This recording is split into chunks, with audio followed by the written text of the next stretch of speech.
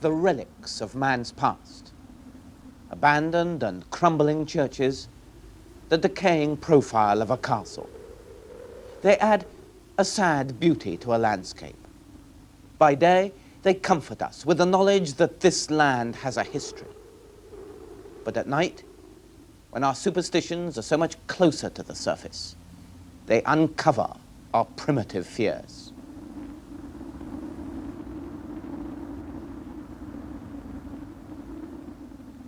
On the night of Friday, September the 13th, 1963, something strange happened in this place, the ruined keep of Castle Rising between King's Lynn and Sandringham. At dawn, a workman unlocking the door of the 800-year-old keep found this. 2 human effigies, the top one male, the bottom one female, and between them a soot-blackened sheep's heart, pierced by 13 hawthorn twigs. And on the ground nearby, 2 symbols drawn in soot. 4 months later, at the crumbling church of St. James at Bawsey, about 3 miles south of Castle Rising, 2 King's Lynn schoolboys found this. Again, the sheep's heart, pierced by hawthorn twigs. But this time, no effigies. Instead, on the ground in the center of the bell tower, a black circle with a black candle at its center. Here, just a few days ago, more symbols were found in another ruined church, Babingley Church, just a mile north of Castle Rising. An 11-year-old boy who had been fishing in the river came to explore the ruins of this church. Once the center of a thriving village, a village that was probably wiped out by the plague or by malaria, the scourge of the fens. And in the bell tower, he found this. A wax female effigy, again with a thorn through its heart. Above it, a solitary black candle. And on the ground beneath, the now familiar sheep's heart. 3 occurrences in 5 months. The work of a practical joker, a crank, or someone dabbling in black magic. And black magic is, after all, only the church ritual of the pre-Christian religion, the religion of Pan. This ritual can be used, as Christians use prayer, to invoke happiness, and then it's white magic. Or it can be used for evil purposes, as Christians use curses, and then it's black magic. But white or black, it's rooted in paganism. And these days, 1500 years after Christianity was really established in Britain, one doesn't expect to find anyone taking paganism seriously enough to go to the trouble of practicing its ritual in a spot like this. And yet, this is Norfolk, and a part of Norfolk that remained inaccessible and cut off from England by the swamps and marshes of the fens. Even in this century, fenland villages remained which were totally enclosed communities, where traces of pagan superstition and ritual were preserved. The writer, F.R. Buckley, has made a special study of the subject. Do you think that this is the work of a practical joker, even if rather a macabre practical joker, of some crank or of somebody who really believes in black magic? No, I rule out the practical joker, absolutely. You see, in the first place, the practical joker wants to see the result of his practical joke. He wants it before the public. Now, all these manifestations have been in very retired places. They were only discovered by chance. In the second place, the chap who did it, or the woman who did it, I rather think, knows the symbols. In the third place, the whole thing, in my view, works up into a perfectly logical story. One manifestation follows the other. And then, of course, of the 2 areas in England where I would expect this kind of thing to happen, the Cotswold is one, but this, even more, is another, because through the ages, Norfolk has been riddled with witchcraft. Well, here you see we have the symbols, a male symbol and a female symbol, They're done in soot here. They should be in the ashes of the witch's fire. We'll come back to them in a minute. But this, the castle door, was the display they had on here. This was the important thing. If you wouldn't mind holding that for a minute. Now, the setup was this. You had here the male figure, there, with the hawthorn spike through his heart. Here you had the sheep's heart, with 13 hawthorn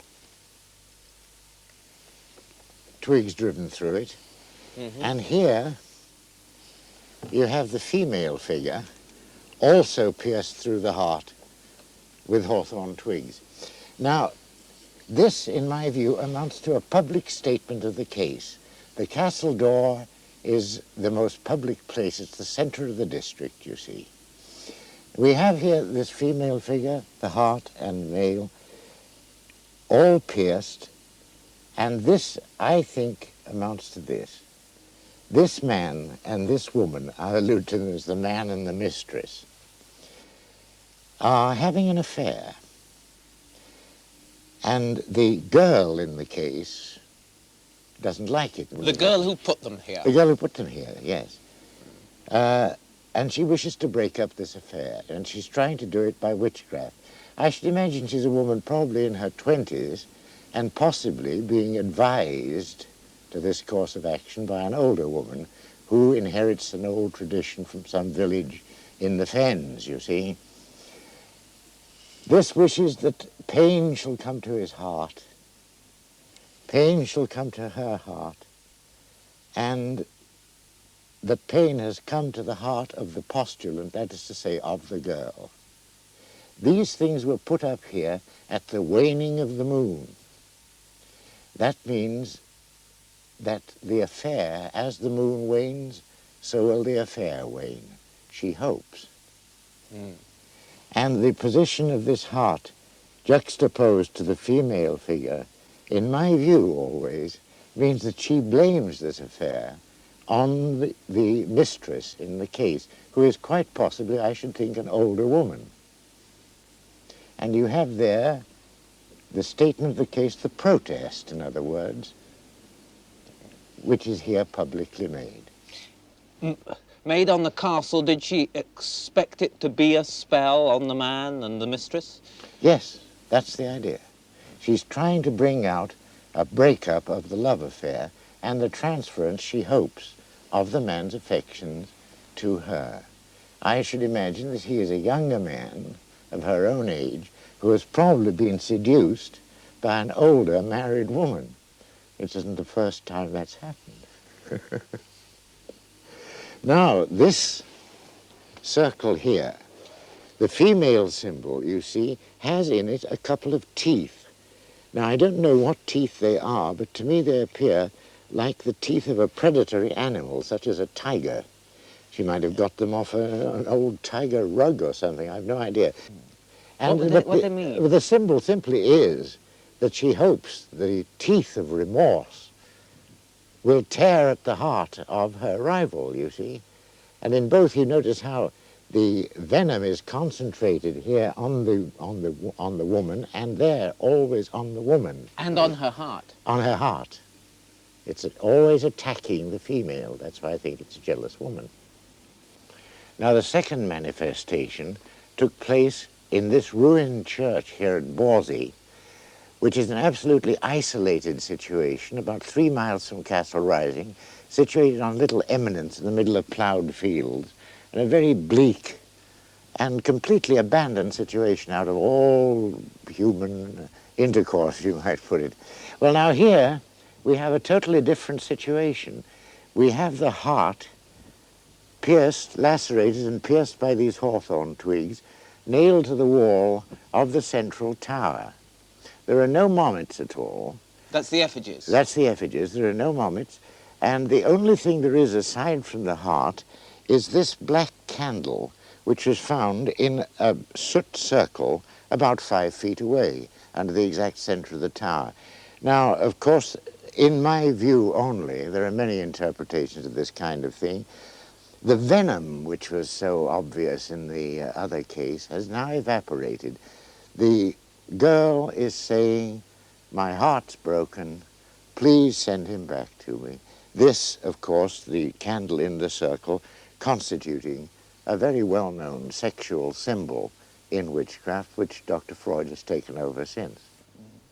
So here she wasn't trying to wish any evil on either the man or his mistress. No, she was simply praying, in one view of it, that he would come back to her, or in another view of it, she was making an offering in view of the fact that he had come back to her. In any case, a much more cheerful outlook than the other one was. The third incident happened only a week ago here at Babingley Church, about a mile the other side of Castle Rising, and the most desolate spot of all. And, once again, like the first incident, on a waning moon. I don't think that anywhere in England you'd find any place more sinister than this. Ever since I've been down here, I've been expecting something like this to happen. And now, sure enough, it has.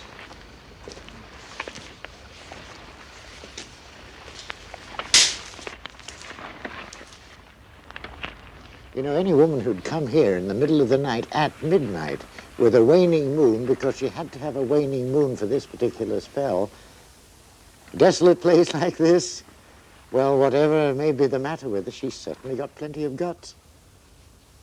Now, in this case, as in the others, we had the lacerated heart on the floor there. And here on the wall of the tower, we had this female effigy with a thorn driven through its heart, and on the wall above it, this black candle. Now, that's something I don't like to see at all, because this is an out-and-out death spell. Nothing else to it but that. Whoever's casting the spell or trying to wishes this woman to die. Now, of course, anything I say about the circumstances of the people involved is speculation. Whether the woman has got, the girl has got her man back and wishes to revenge herself on the mistress, or whether the man, after the apparent reconciliation there at Bawsey, went back to the mistress and she's trying to kill her, I don't know. But in any case, it's a terrible thing to see, because it means that in this community somewhere, whether it's a young woman, whether it's an older married woman, we have somebody going around with this terrible emotion smoldering in our heart. And it's finally come to this. The flower-crowned religion of Pan has come to this. And, of course, there's one other consideration which I think is bad, and it is that a person who is unbalanced, because anybody who would monkey with this kind of thing is unbalanced, finding that this doesn't do the mistress a pennyworth of harm, which I'm quite sure it won't, might resort to other means.